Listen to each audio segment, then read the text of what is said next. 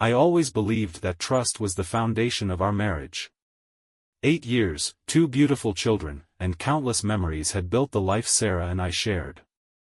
But lately, things felt different. It started with the late-night calls.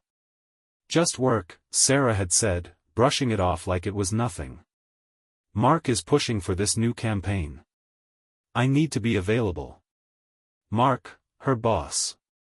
A sharp-dressed, confident man in his early 40s who seemed to have it all. I'd met him once at a holiday party. The handshake he gave me was firm, but his smile didn't quite reach his eyes. At the time, I thought nothing of it. Now, I wasn't so sure. It wasn't just the calls. Sarah had started coming home later, sometimes with barely an explanation. Her once carefree laughter had become forced, and her phone, once left lying around the house, was now glued to her side. One evening, as she sat on the couch scrolling through emails, I decided to press her. "Sarah, you've been working a lot lately. Is everything okay at the office?" She didn't even look up. "Yeah, just busy. You know how these things are." I nodded but didn't push further. That was part of the problem, I trusted her too much. The unease gnawed at me like a splinter lodged under the skin. It was subtle at first, just a quiet discomfort. But as days turned into weeks, that splinter grew. I started noticing more, the extra time spent getting ready for work, the sudden influx of expensive perfumes she hadn't worn before, the guarded way she responded to texts. I wanted to believe it was all in my head. I wanted to believe in Sarah. But then, something happened that I couldn't ignore. It was a Thursday night, and Sarah had told me she'd be working late, again. I nodded, kissed her cheek, and said, "Don't overwork yourself." She smiled, but it didn't reach her eyes. Lately, it never did. I spent the evening at home, putting the kids to bed and cleaning up after dinner. The house was quiet, the kind of stillness that lets your mind wander to dark places. I tried to shake off the unease, convincing myself that I was just being paranoid. Then I saw it, the scarf. A silk scarf I'd never seen before, carelessly draped over the armrest of the couch. It wasn't Sarah's style, too flashy, too bold. I picked it up, running my fingers over the smooth fabric. A faint scent of perfume lingered on it, unfamiliar and sharp. When Sarah came home an hour later, her cheeks were flushed, her hair slightly disheveled. I was standing in the living room, the scarf in my hands. "Hey," she said, her voice overly bright. "You're still up?" "Yeah," I replied, holding up the scarf. "You forget this?"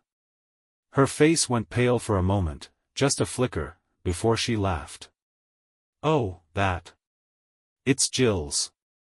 She must have left it in the car when we went out for coffee after work." Jill. Her coworker. A convenient name to drop. I nodded, trying to suppress the tightness in my chest. "Guess I'll just leave it here for her, then." Sarah hesitated, then quickly grabbed the scarf and stuffed it into her bag. "I'll give it to her tomorrow," she said lightly, avoiding my gaze. Something was wrong. I could feel it in my bones. The next morning, I decided to trust my gut. While Sarah was in the shower, I checked her phone. It felt wrong, invasive, but I needed to know. Her messages with Jill were sparse, mostly work-related. Nothing unusual. But Mark? His name appeared more often than I liked, with messages like, "Looking forward to tonight. Same place?" And worse, a photo of a wine glass with the caption, "Wish you were here." My heart sank. This wasn't a work relationship. When Sarah came out of the bathroom, she was humming to herself, towel wrapped around her hair. "Morning," she chirped. I stared at her, my stomach churning. "Morning," I replied, forcing a smile. But inside, I knew. This wasn't paranoia. This was the beginning of something I couldn't ignore anymore. I couldn't let it go. The messages burned in my mind, every word a dagger twisting in my chest. I spent the day trying to focus at work, but my thoughts kept circling back to Sarah and Mark. The wine glass. The late nights. The lies. That evening, when Sarah came home, she was all smiles again, a little too bright, a little too rehearsed. "Dinner smells amazing," she said, setting her bag on the counter. I watched her carefully. "Thought you'd be working late again," I said, keeping my tone casual. Her smile faltered for a second before she recovered. "Mark let us go early today. Said we deserved a break." "Mark?" "Of course." I nodded, not pressing further, but every part of me screamed to demand answers. The kids were sitting at the table, laughing as they colored in their books. I couldn't ruin their evening. Not yet. After dinner, when Sarah stepped out to take a work call, I decided I couldn't wait any longer. I had to know for sure. I remembered something Sarah had mentioned weeks ago, in passing, about their team meeting at a boutique hotel downtown for brainstorming sessions. It sounded innocent enough then, but now? It seemed like the perfect cover. Once the kids were asleep, I searched online for the hotel's website and called the front desk. My voice was steady, calm. "Hi, I was wondering if you could confirm a reservation under the name Mark Daniels?" The receptionist hesitated. "I'm sorry, sir, I can't disclose guest information." I bit back my frustration and tried again. "I think my wife might have left her scarf there earlier this week. She was meeting him for a work event, and I just want to make sure I call the right place." The receptionist softened. "Oh, let me check. Yes, Mr. Daniels has been staying with us for the past month." My stomach dropped. A month. I thanked her and hung up, staring at the phone in disbelief. This wasn't just a suspicion anymore. It was real. When Sarah came back inside, her phone still in her hand, I forced myself to stay composed. "Everything okay?" I asked, watching her closely. "Yeah," she said lightly, slipping her phone into her pocket. "Just work stuff." I nodded, swallowing the bile rising in my throat. "You know, we haven't had a date night in a while. How about tomorrow?" Her eyes flickered with something, panic, maybe? "Tomorrow? I think I'm working late again." "Rain check?" I smiled tightly, nodding. "Sure. Rain check." But I already had a plan. If she wouldn't tell me the truth, I'd find it myself. The next day, I left work early under the pretense of a doctor's appointment. My stomach churned as I parked my car a few blocks away from Sarah's office. I felt like a spy in my own life, and the guilt of snooping weighed on me. But every time I thought about backing out, those messages flashed in my mind. I waited for hours, watching the building from a distance. Employees trickled out gradually, their faces tired from the day's grind. I recognized some of them from company events Sarah had dragged me to over the years. A few laughed and shared goodbyes, but there was no sign of her. It was nearly 7:30 p.m. when I saw her. She wasn't alone. Sarah emerged from the glass doors, her laughter carrying across the lot, light and carefree. Mark Daniels walked beside her, his hand resting casually on the small of her back. They were headed toward his sleek black sedan parked near the entrance. My breath caught in my throat as I watched them. It wasn't just their proximity, it was the way they moved together, an easy familiarity that screamed of intimacy. I sank lower in my seat, gripping the steering wheel tightly as Mark opened the passenger door for her. She hesitated for a moment, glancing around the lot. My heart pounded in my chest. Did she see me? But then, she slid into the car, and Mark closed the door behind her. I waited until his car pulled out, then followed at a safe distance, my hands trembling on the wheel. The city lights blurred past as I trailed them through winding streets. Finally, they turned into the driveway of a boutique hotel. My suspicions were confirmed. They disappeared inside, and I parked a few blocks away, my mind racing. What now? I couldn't barge in there, not without proof. But I also couldn't sit idly by while my wife betrayed me. I waited, the minutes stretching into an eternity. My thoughts oscillated between anger and heartbreak. Every smile, every late night, every excuse, it all replayed in my mind, now drenched in doubt. An hour passed before I made my move.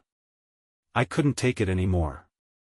I walked into the hotel lobby, my heart pounding so loudly I thought the receptionist might hear it. "Excuse me," I said, my voice steady despite the turmoil inside me. "I'm meeting someone in room. Mark Daniels's room. Could you remind me of the number?" The woman behind the desk raised an eyebrow but checked her system. "Room 312, she said casually, handing me a key card. "They must have authorized your access." I swallowed hard, clutching the card. My legs felt like lead as I made my way to the elevator, every ding of the floors above tightening the knot in my stomach. When the elevator doors opened on the third floor, I stepped out, staring down the hallway toward room 312.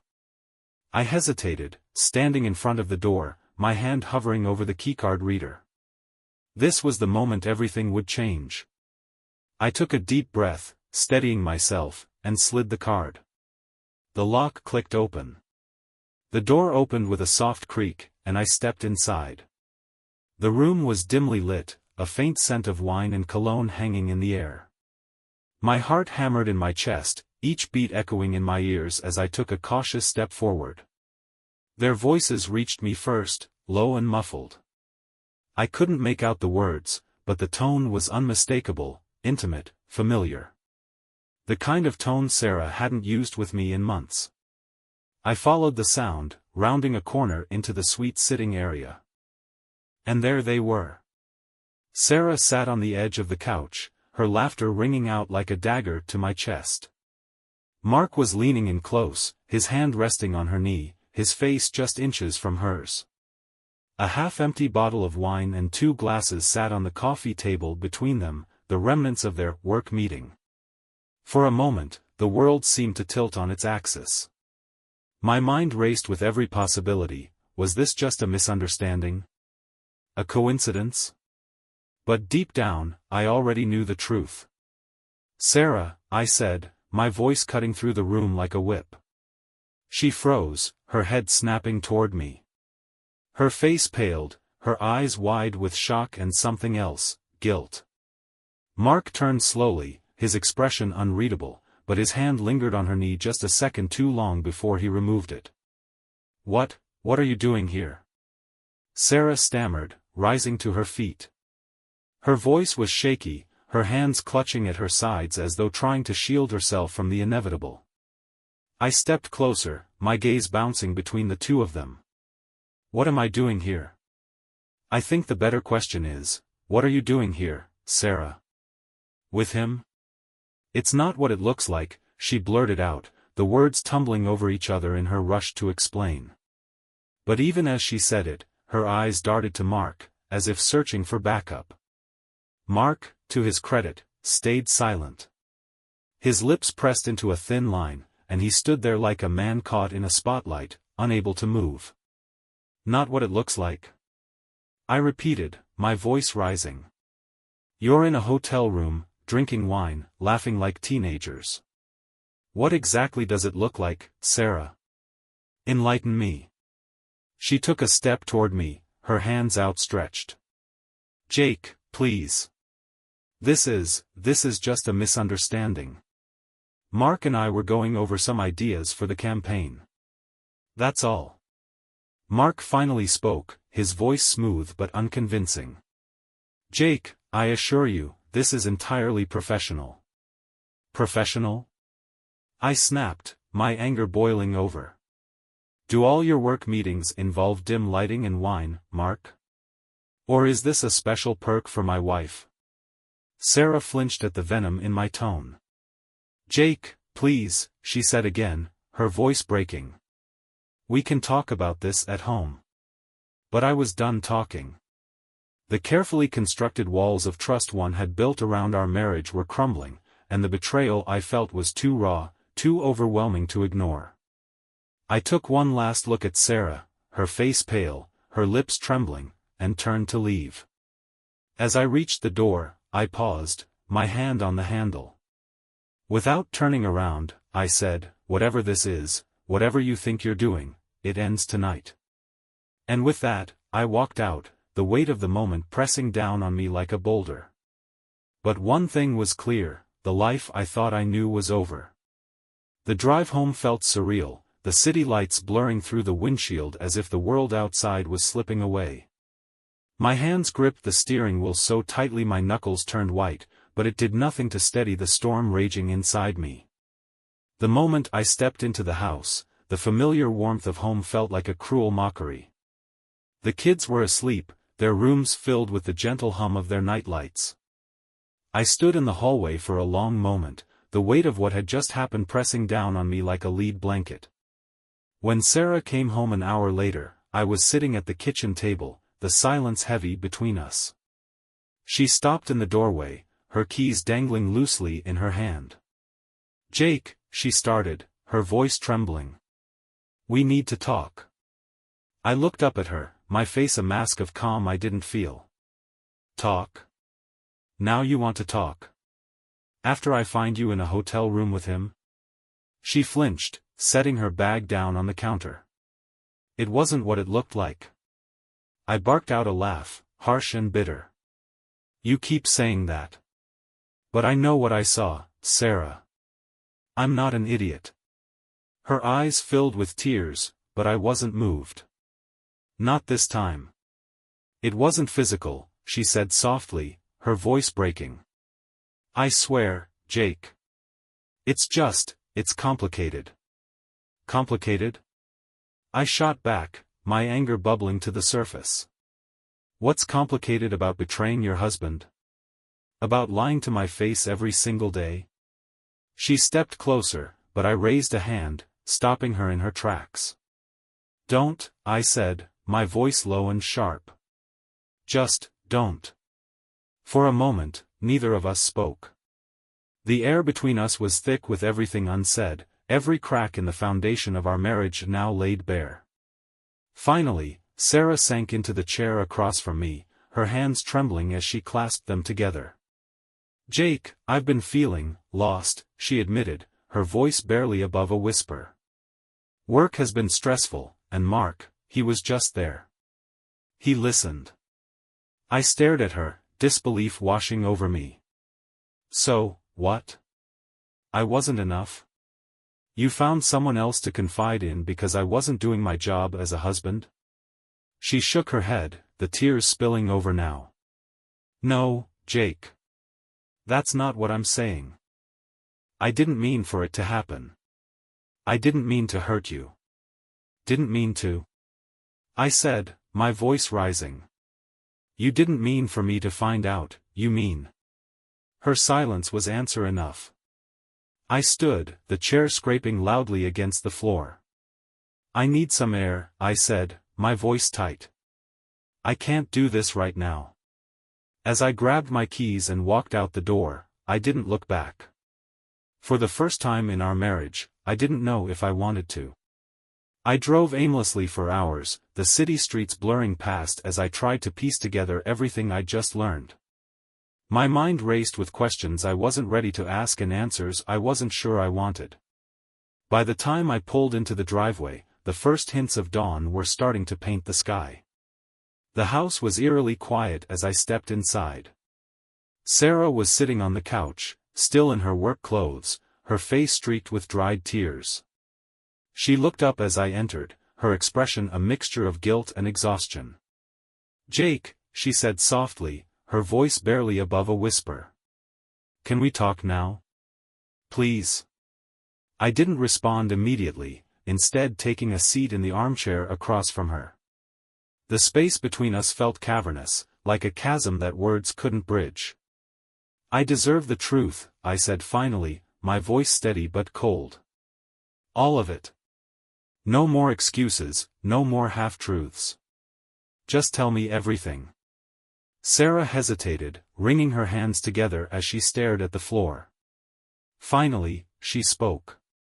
It started a few months ago, she admitted, her voice trembling. Mark and I were working late on a project, and I don't know, Jake. I felt seen. He complimented my work, listened to me, made me feel important. Her words cut deep, but I forced myself to stay quiet, to let her continue. It wasn't physical, she said quickly, as if that made it better. We had dinner a few times, talked about things, work, life. I didn't realize how far it had gone until it was too late. Too late? I echoed, my voice sharp. So you just kept lying to me? Kept sneaking around? I didn't mean for it to happen, she said again, tears spilling over. I didn't mean to hurt you. You keep saying that, I snapped, the anger I'd been holding back finally breaking through. But you did, Sarah. You hurt me. You hurt our family. Do you even understand that? She sobbed openly now, her hands covering her face. I know, she whispered. I know I messed up. But it wasn't love, Jake. I swear it wasn't. It was a stupid mistake, and I hate myself for it. I stood, pacing the room as her words sank in. Part of me wanted to believe her, to take the scraps of her confession and piece them back into something resembling trust. But another part of me, the part that had seen her with Mark, heard her excuses, knew it wasn't that simple. What do you expect me to do with this? I asked, turning to face her. Just forgive you? Pretend like none of this happened? I don't know, she said, her voice breaking. I want us to try. For the kids, for us. I don't want to lose you. Her words hung in the air, heavy with desperation. I wanted to believe her, but trust wasn't something you could rebuild overnight. And right now, it felt like an impossible task.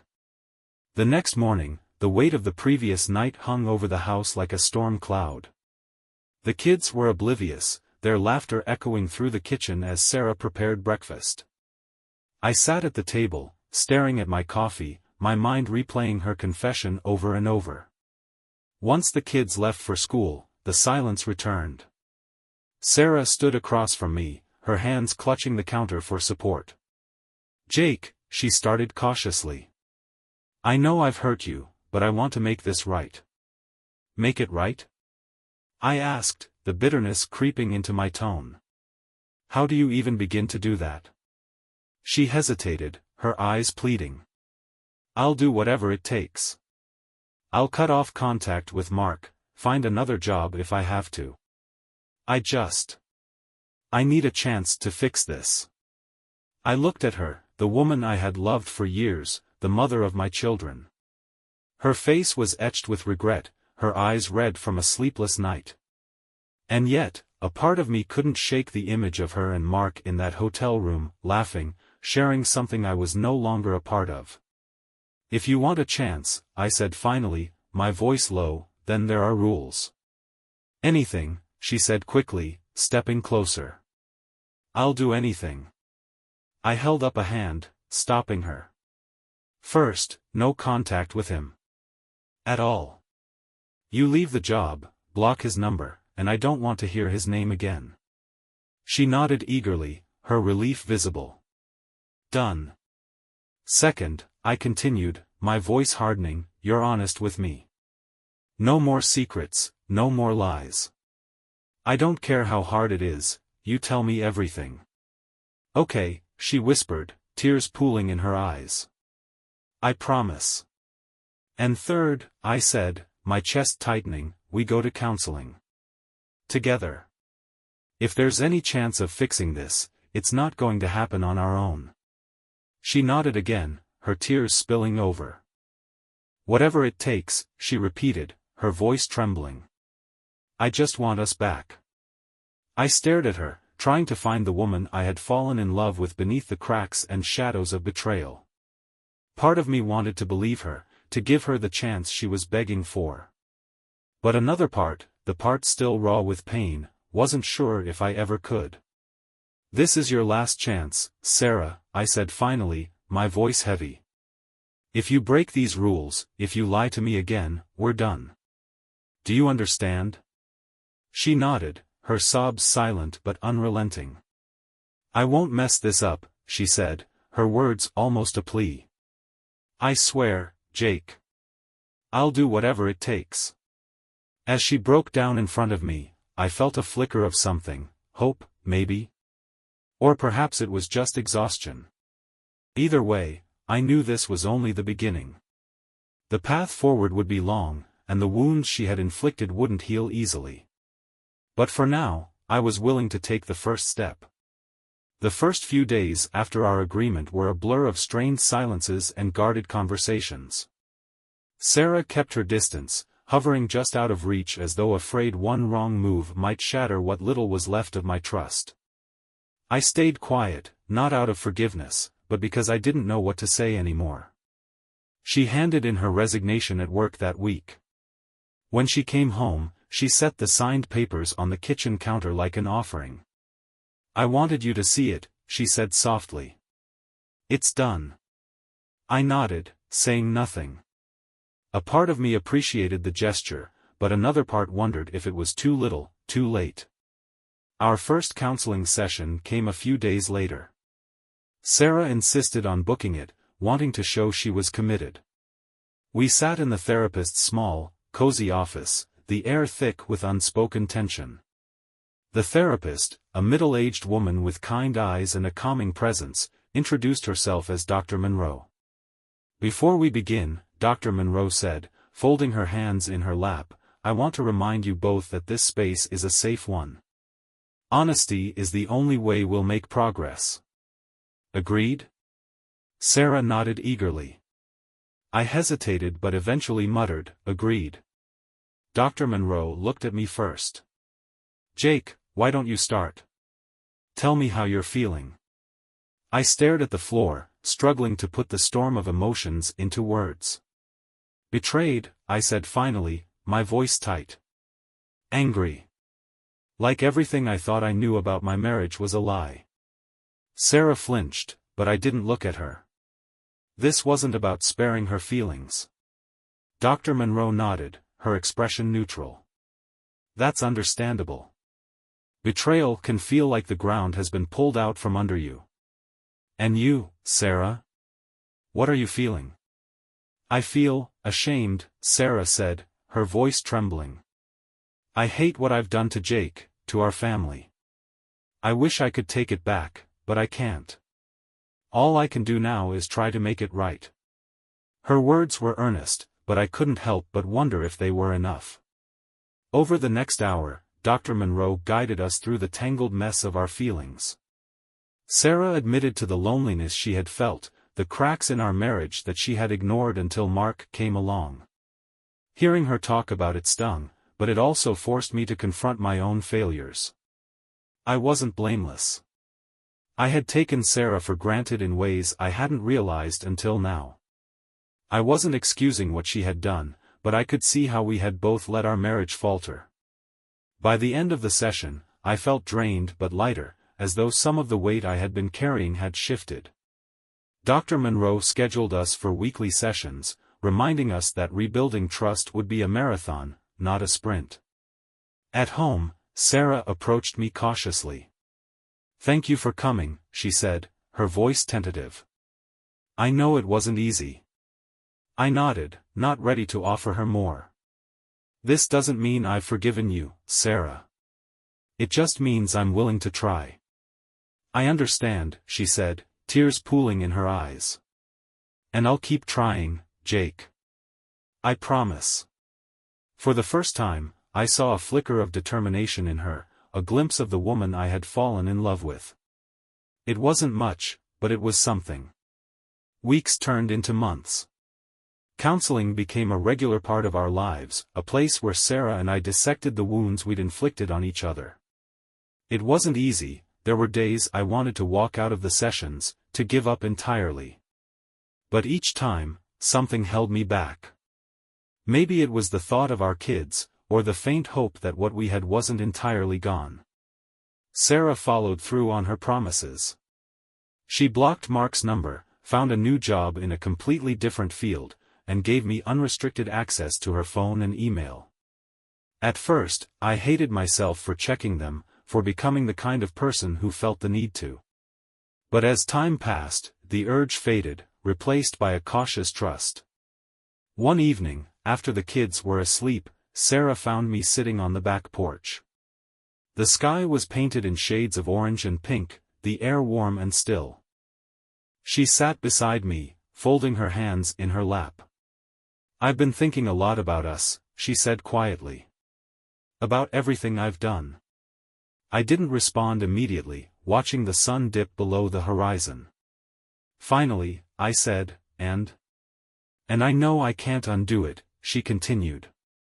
"I can't erase the hurt I caused. But I need you to know, Jake, I'm not that person anymore. I'm not the woman who betrayed you." Her voice was steady, but I could hear the emotion behind it. For the first time in a long time, I believed her. "I've changed too," I admitted, my voice low. "I wasn't paying attention before. I let us drift apart, and I didn't even realize it until it was too late." Sarah reached for my hand, her touch tentative. "I don't want to drift again," she said. "I want us to fight for this, for each other." I looked at her, really looked at her, and for the first time in months, I saw hope in her eyes. The woman sitting beside me wasn't perfect, neither was I. But maybe, just maybe, we could be enough for each other. "I can't promise I'll forget," I said finally. "But I'm willing to forgive. Slowly. One day at a time." Tears filled her eyes, but she smiled through them, squeezing my hand. That's all I could ever ask for. In the weeks that followed, we started to rebuild, not just our marriage, but the friendship and trust we had once shared. It wasn't always easy. There were arguments, moments of doubt, and painful reminders of what we had been through. But there were also small victories, a shared laugh, a touch that lingered a little longer, a quiet evening spent just talking. The road ahead was long, but for the first time in what felt like forever, I wasn't walking it alone. Sarah was by my side, and together, we were finding our way back to each other.